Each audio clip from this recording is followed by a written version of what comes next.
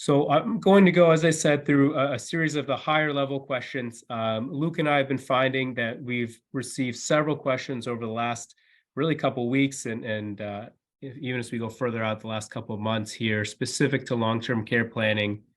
Some questions where individuals are thrust into the situation where it's a family or a spouse who is starting to experience some of these issues and they're starting to see some of these costs. And others, it's just been as they're doing their financial plan and they're realizing that they want to make sure we cover these areas.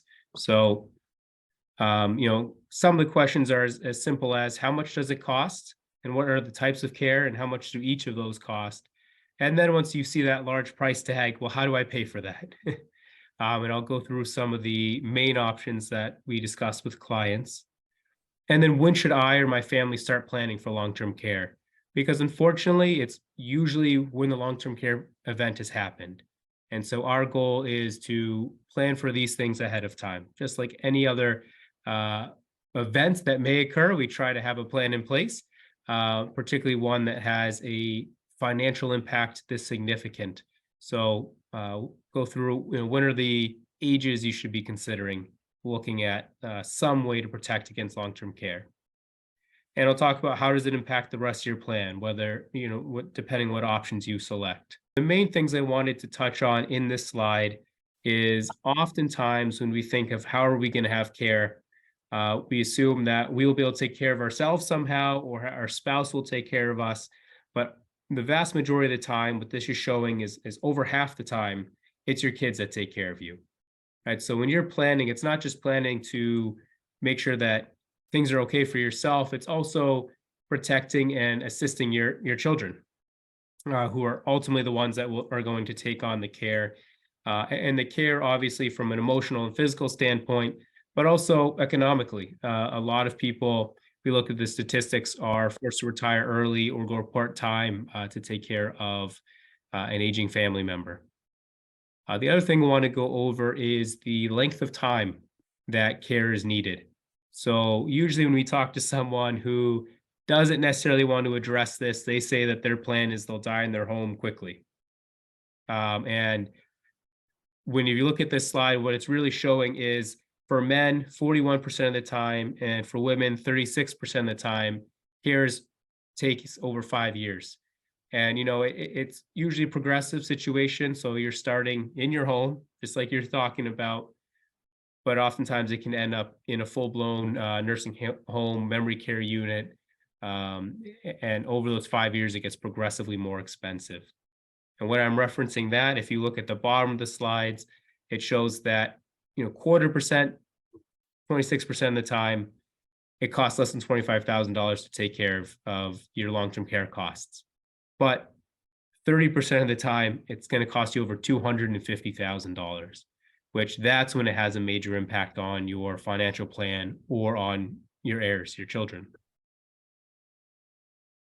A company called Genworth puts together a little survey annually that lets you look at the local cost of care as well as the national cost. So you can put in your zip code on this website and see the different types of care, whether it be something in home, you have someone come take care of you in the house, adult daycare, right? Or a full-blown private room in a nursing home. And as you can see, some of these numbers, they're a little bit scary. We're located here in Bedford, New Hampshire. So that's the area we're using, but you can kind of see across the nation what it may cost you. So we saw those numbers, things are, as I said, the average cost for 30% of people is over $250,000. So how do we pay for that? Which is the big question we get from clients. There's several different ways here. This is actually coming from JP Morgan, has some good research on it. So I'm utilizing their slides here. Coming from family, right? So either your family is outright paying for it or your family is just taking care of you or some mix of those two. Savings, which is also we call self-insurance. So you just have enough saved to cover these. That is not the typical situation, but typically clients who have a nest egg of over $2 million tend to be those who are, we would say, are self-insuring. So they can shift the costs that the money they were going to be spending for more fun things to the cost of care. Again, it does depend on per person and what you're spending, but self-insurance is an option. Then traditional insurance, you go to an insurance company and you buy a policy that gives you access to a substantial amount of money that would cover the different costs for long-term care, whether that be adult daycare all the way through a memory unit. There's different ways those work, and Stacy will touch upon that a little further. Another one a lot of clients have been talking about is continuing care communities, CCCs, also called life plan communities.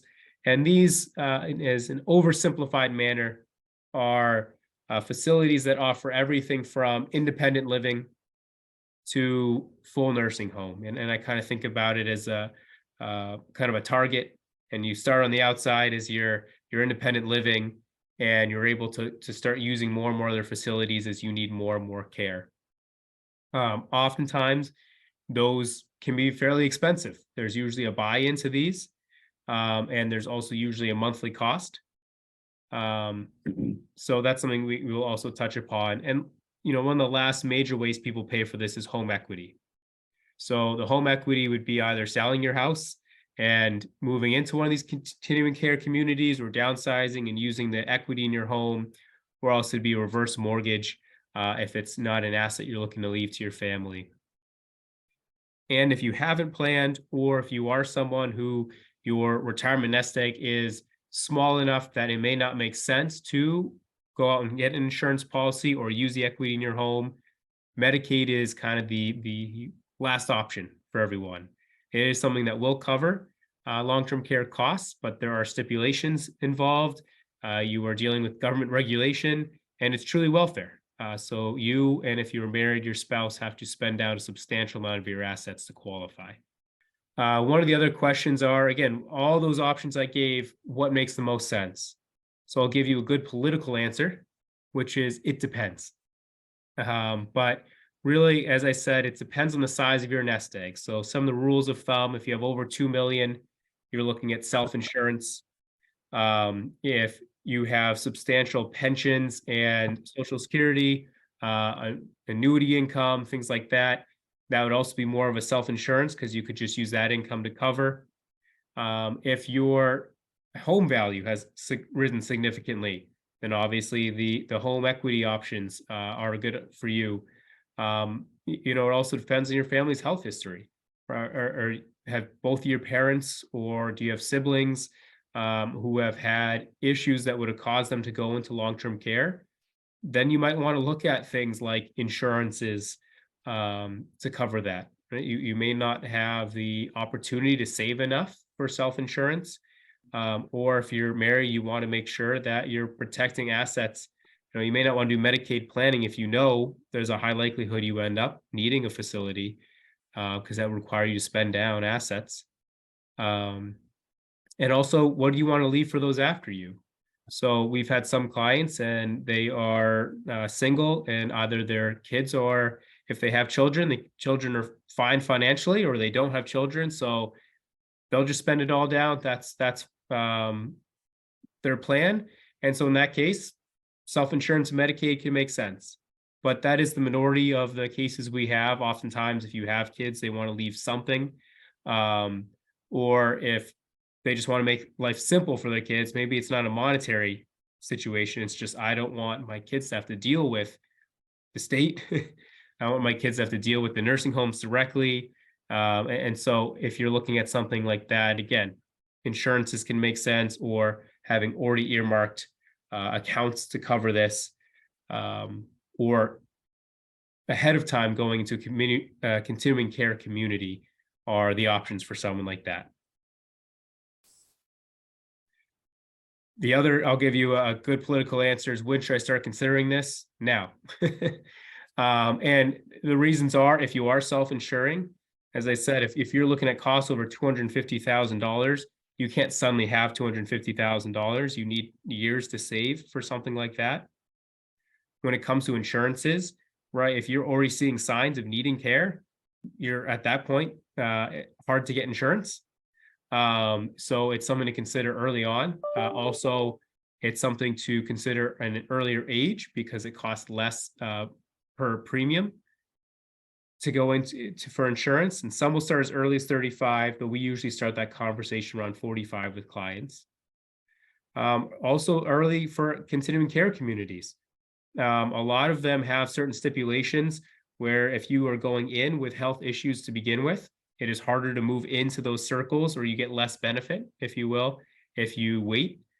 So starting early on can be important. And these have risen in popularity too. So it's also not one of those things where you call them and you move in. It's you call them and they'll call you next year when somebody has moved. They'll call you and 5 people, and one of you has to answer quick. And even Medicaid planning requires planning because Medicaid has a 5-year look back. So if you say, I want to start qualifying for this tomorrow, well, you're locked in for the next 5 years. You have to spend down assets unless you have a plan in place. So, and that can even be things for Medicaid trust and such, and those some we'll touch on briefly. But the summary is these are things to act on now, and then to find out what should I be doing, and to have a plan in place.